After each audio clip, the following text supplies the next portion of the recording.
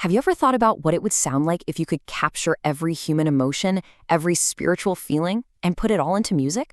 Well, today, we're diving into a collection that tries to do exactly that. First, let's just try to get our heads around the incredible scale of this thing. So, just take a look at this number, 5,018. And no, that's not a typo. That is the number of songs in one single collection. Just let that sink in for a second. Now, here's where it gets really wild. All 5,018 of those songs were composed between September 1982 and October 1990. That's just a little over 8 years. I mean, this wasn't a lifetime's work. It was an absolute flood of creativity, an outpouring that's almost hard to believe. So what is this collection? It's called Prabhat Samgiit, which has this beautiful translation, Songs of the New Dawn. And they were all composed by the spiritual philosopher Sri Prabhat Sarkar. And these aren't just songs. They're seen as these rays of a new dawn, intended to light up a path of love and harmony for everyone. Okay, but to really truly get Prabhat Samgiit, we have to look past the numbers. We need to go into the deep philosophy that's behind every single note. This is where we really get to the heart of it. The main idea here is that this isn't just music you listen to. It's an active spiritual practice. It's a tool for you to explore your inner world. As the first principle puts it, it's music as meditation. And it's designed to help quiet down all that chatter in your mind and just open your heart. And it just builds from there. Each song is also a container for philosophy in melody. So it takes these huge, complex ideas about life, consciousness, our place in the universe, and it makes them accessible, not through some dense, hard-to-read book, but through beautiful sound. And that brings us to what might be the most powerful description of all. The entire collection, it's seen as an expression of divine love. It's a way for us to feel this universal, compassionate energy through sound. It is, quite simply, love made audible. So this brings up a pretty important question, right? With over 5,000 songs, where do you even start? When you're standing in front of this massive ocean of music, how can you possibly take it all in? Well, the way you do it is by focusing on a single, perfect drop. So today, we're going to dive deep into just one song, number 765, to see how it manages to reflect the entire ocean of Prabhat Samgiit. Ami tomar haye gechi Tumi amar kabe habe tabu spandane nachi go Hiya gechiTumi na sibe. All right, let's get into our analysis of Song 765. We're going to start with the very first stanza, which right out of the gate sets this deeply personal and spiritual stage. So what you're seeing here is the original Bengali text. And before we jump into the English translation, it's just really important to see the language it came from, to kind of feel the rhythm and the poetry of the original words. And here's the translation. Just listen to these words. Yours I have become, when will you be mine? I am dancing to your pulse, in my heart won't you arrive? It kicks off with this incredibly profound statement of surrender. And then immediately it's followed by a question that's just filled with longing. So let's really unpack what's happening here. This isn't just nice poetry. It's describing a spiritual state. You've got this complete surrender. Yours I have become. But at the same time, there's this deep, deep yearning for that feeling to be returned. The singer feels like they're already moving with this cosmic rhythm, but they're pleading, begging for that cosmic presence to come and live right inside their own heart. Now, the second stanza, it switches gears. We move from this very intimate plea to a huge cosmic metaphor.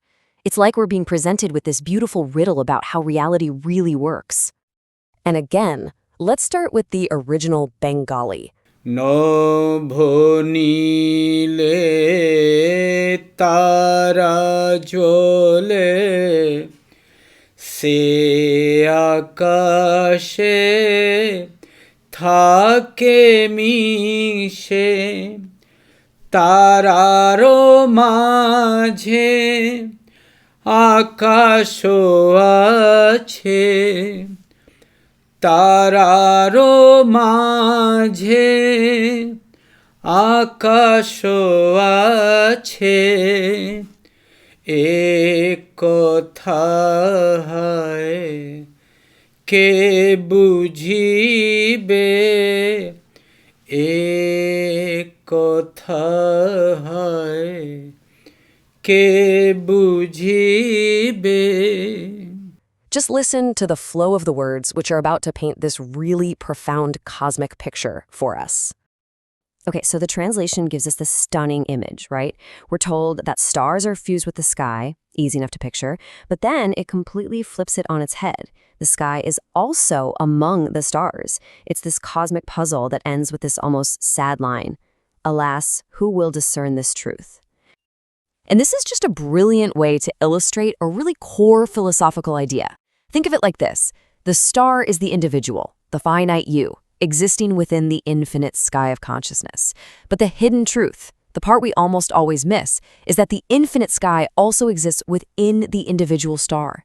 It's a perfect metaphor for non-duality, this idea that the individual and the universal aren't actually separate, and that, alas, at the end, that's the recognition that so few of us ever really see this deep connection. So for the final stanza, we zoom back in, we leave the cosmos and get deeply personal again, bringing all of this big philosophical insight to a really powerful emotional climax. Here are the final lines in their original Bengali. Sajala ghana ayatayakhi Maya madir mamata makhi Sajala ghana ayatayakhi Maya madir mamata makhi Manera katha khite rakhi Manera katha khite rakhi Asiimer sur kabe dhibe Asiimer sur kabe dhibe And they lead us to the song's ultimate plea, a plea that comes from a place of deep human vulnerability. And the translation, wow, it is just gut-wrenching in its honesty. The singer admits their human condition. Their eyes are full of tears. They're caught up in what the philosophy calls maya, this veil of worldly illusion and attachment. And it's from that place of raw vulnerability that they ask the biggest question of all. When will the divine perform its tune of infinity through me? What's so powerful here is that the song isn't pretending to be from some enlightened, perfect place. No, it fully embraces the messy, beautiful, tear-filled human condition. And it's from that place of total honesty that it expresses the deepest spiritual desire there is, not just to hear the infinite tune, but for one's own life to become an instrument for it. So now, let's zoom back out. We've taken a close look at this one beautiful drop of music. How does it help us understand the entire ocean of Prabhat Samgiit? Well, this slide shows the connection perfectly. On one side, you have Song 765. That's the personal journey, the plea from one person who is longing for a connection. And on the other side, you have the entire Prabhat Samgiit collection. That's the universal path, a divine outpouring of infinite compassion. You see? The drop perfectly reflects the ocean. The plea we just analyzed is just one of 5,018 ways of expressing the very same journey. Because in the end, that's what Prabhat Samgiit is. Each and every one of the 5,018 songs, in its own unique way, it captures a moment in this eternal journey, the journey of the soul as it seeks connection, understanding, and finally union. And all of this leaves us with a final thought. This song asks the divine, when will you perform the tune of infinity? But maybe the real question for all of us is this. What is the tune of infinity that your soul is waiting to perform? আমি তোমার হয়ে গেছি, তুমি আমার কবে